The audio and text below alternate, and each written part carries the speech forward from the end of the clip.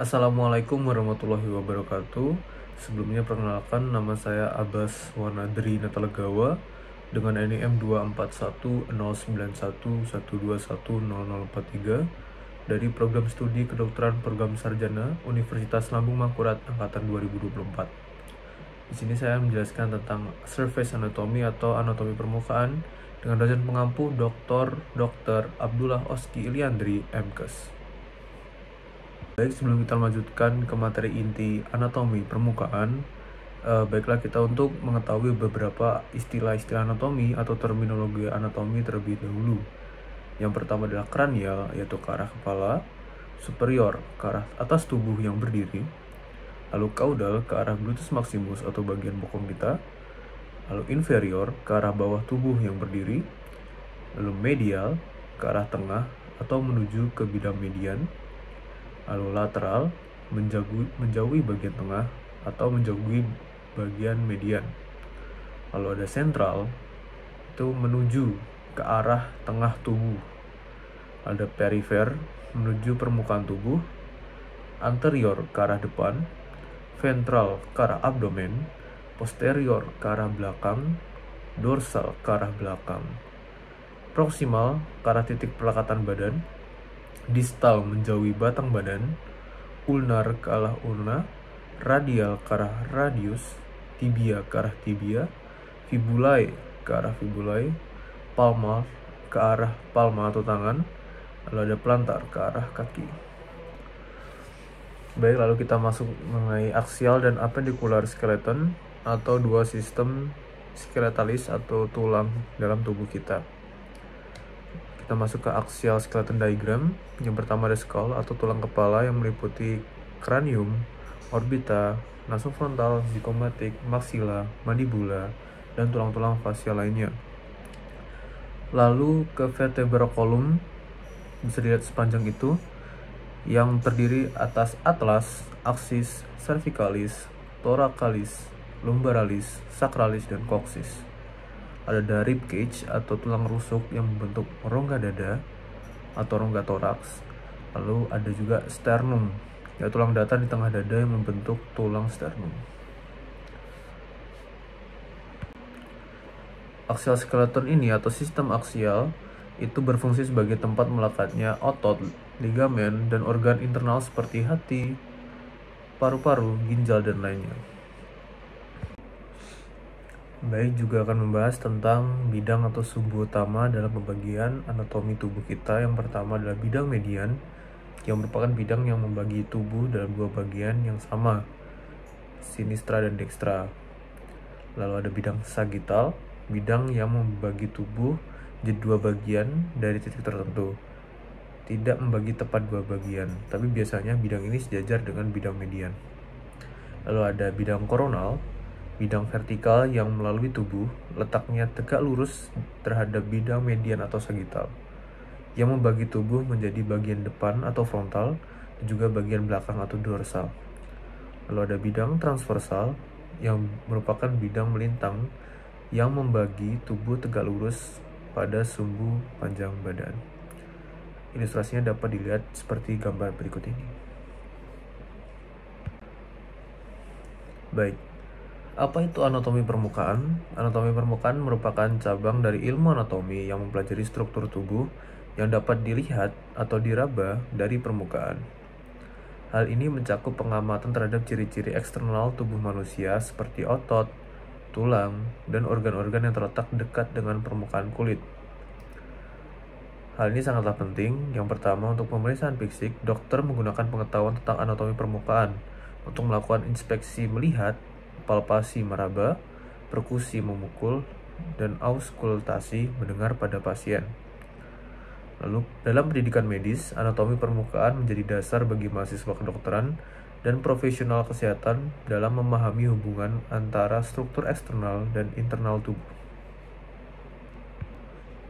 Baik, di sini saya menampilkan tentang bagian facial atau bagian muka kita. Yang menjadi fokus utama dalam pembahasan kali ini adalah bagian rambut kita, bagian telinga kita, dan juga bagian hidung kita. Rambut di kepala kita memiliki bentuk dan fungsi yang penting bagi kesehatan dan selain itu juga penting bagi penampilan atau estetika kita. Rambut di kepala yang dikenal sebagai rambut germinal cenderung lebih tebal dan lebih panjang dibanding dengan jenis rambut lainnya. Fungsi dari rambut di kepala kita sendiri yang pertama, sebagai perlindungan. Rambut melindungi kulit kepala dari paparan langsung sinar matahari yang dapat menyebabkan kerusakan kulit dan meningkatkan resiko kanker kulit. Yang kedua, sebagai pengaturan suhu, rambut membantu mengatur suhu tubuh dengan memberikan isolasi. Saat cuaca dingin, rambut membantu menjaga panas tubuh, sedangkan saat cuaca panas, rambut membantu dalam proses pendinginan dengan meningkatkan penguapan keringat. Sebagai sensori atau sensor, ujung syaraf di sekitar folikel rambut membuat sensitif terhadap sentuhan dan perubahan suhu, memberikan respons cepat terhadap rangsangan lingkungan. Dan terakhir, sebagai estetika atau identitas kita, rambut seringkali dianggap sebagai simbol identitas sosial dan budaya. Penampilan rambut dapat mempengaruhi rasa percaya diri dan cara seseorang mempersepsikan orang lain.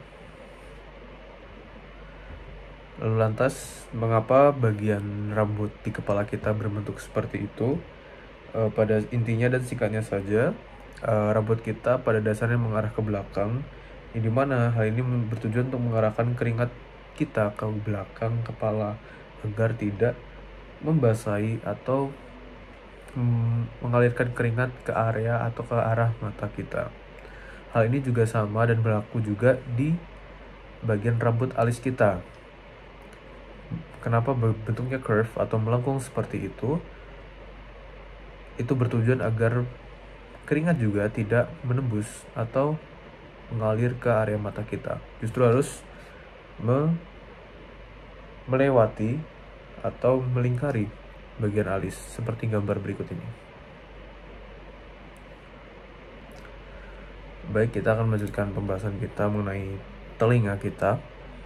Singkat saja, jika telinga kita tidak memiliki daun telinga yang seperti ini, bagian luar itu, maka kemampuan pendengaran kita akan turun sekitar 25-30 desibel.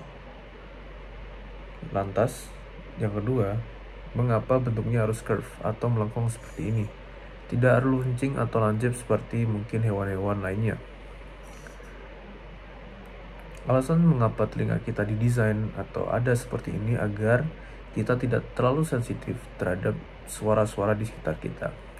Ambil contoh hewan-hewan yang memiliki daun telinga yang runcing. Mereka akan cenderung lebih sensitif terhadap suara sekecil apapun dibandingkan dengan telinga yang melengkung seperti kita manusia.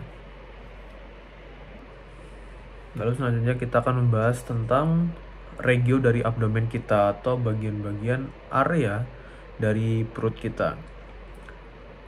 Perlu diketahui bahwa bagian kiri adalah bagian kanan kita dan bagian kanan adalah bagian kiri kita karena kita merupakan bagian reverse atau cerminan dari gambar yang akan dijelaskan.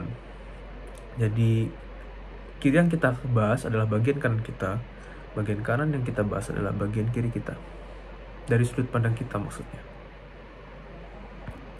Sebelumnya kita harus mengetahui juga fungsi dari abdomen kita sendiri.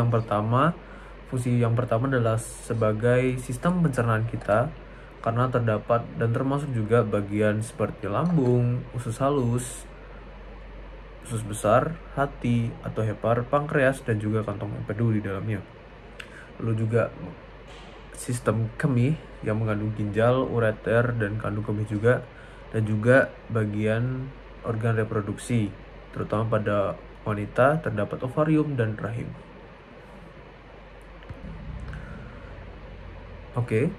Hipokondrium kanan merupakan daerah yang terletak di atas garis pinggang kanan dan berisi organ-organ penting seperti hati atau hepar dan kantong empedu. Bagian epigastrium terletak di tengah atas abdomen berisi lambung dan pankreas, serta beberapa bagian dari hati. Hipokondrium kiri mencakup daerah di atas garis pinggang kiri yang berisi limfa dan lambung. Lalu ada bagian lumbalis kanan dan kiri atau bagian lumbar region yang terletak di sisi kiri dan kanan abdomen yang berisi bagian dari usus besar serta ginjal. Lalu ada umbilicalis atau umbilical region yang merupakan daerah pusat abdomen yang berisi bagian usus halus dan lambung. Yang terakhir ada bagian ilia kanan dan kiri, terletak di bagian bawah abdomen berisi usus besar, serta bagian dari usus halus. Baik, selanjutnya tentang anatomi permukaan kardiovaskular kita, seputar jantung dan juga pembuluh darah. Langsung saja ke pembuluh darah utama yang terlibat dalam sistem kardiovaskular itu meliputi ada 3, aorta, yang merupakan pembuluh darah terbesar yang membawa darah kayakan oksigen dari jantung ke seluruh tubuh. Yang kedua adalah vena cava yang mengembalikan darah deoksigenasi dari tubuh ke atrium kanan jantung. Lalu yang ketiga itu ada arteri koroner yang menyuplai darah ke otot jantung itu sendiri dan terdiri dari arteri koroner kanan dan kiri yang keluar dari aorta. Baik, sebelumnya bagian-bagian penting yang mungkin menjadi landmark penting yang sering digunakan dalam pemeriksaan kardiovaskular. Yang pertama ada sternum, yang merupakan tulang datar di bagian tengah dada yang menjadi acuan untuk posisi dari jantung itu sendiri. Lalu clavicula, tulang selangka yang terletak di atas tulang rusuk pertama. Lalu ada arteri femoral yang dapat diraba di tengah ligamen inguinal, penting untuk akses vaskular. Lalu juga ada vena cava dan aorta yang telah dijelaskan tadi. Sekian materi yang dapat saya sampaikan. Bila ada kekurangan mohon dimaafkan sebesar-besarnya. Terima kasih telah mendengarkan sampai akhir video ini dan wassalamualaikum warahmatullahi wabarakatuh. Terima kasih semuanya.